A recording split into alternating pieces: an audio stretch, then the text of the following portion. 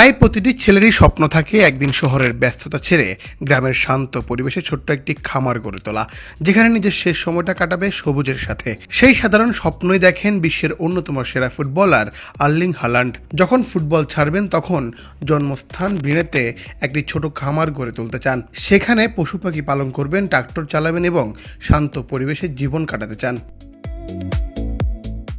2026 বিশ্বকাপে নরওয়েকে নেতৃত্ব দিয়ে দুর্দান্ত পারফরমেন্স উপহার দিয়েছেন Haaland. Gold's Gym across 30 plus countries. With over 700 plus locations worldwide. Train anywhere, belong everywhere. তার দল প্রথমবারের মতো দীর্ঘ অপেক্ষার পর বিশ্বকাপে আলো ছড়িয়েছে। যদিও কোয়ার্টার ফাইনালে ইংল্যান্ডের কাছে হেরে বিদায় নিতে হয়েছে। দেশে ফেরার পর নরওয়ের সমর্থকেরা হালান্ড ও তার সতীর্থদের রাজকীয় সংবর্ধনা দিয়েছেন। দেশের ফুটবলে নতুন আশার প্রতীক হয়ে উঠেছেন তারা।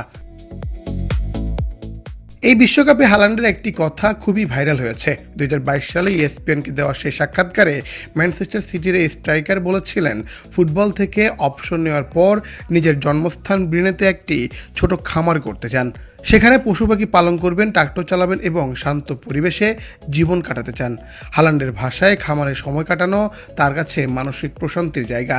মাঠের তীব্র প্রতিযোগিতার বাইরে প্রকৃতির কাছাকাছি থাকতেই বেশি স্বাচ্ছন্দ্য বোধ করেন তিনি।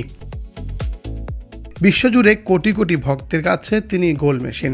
তবে ক্যারিয়ার শেষ হলে সেই তারকাই হয়তো পরিচিত হবেন একজন সাধারণ কৃষক হিসেবে, এমন স্বপ্নের কথাই জানিয়েছেন আর্লিং হালান্ড। সেই খামারে পশু ও গাছপালার সাথে নিজের অবসর কাটাবেন তিনি।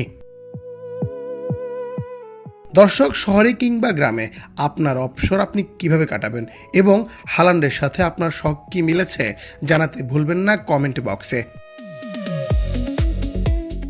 মুন্না চন্দ্র দাস, বাংলাদেশ প্রতিদিন।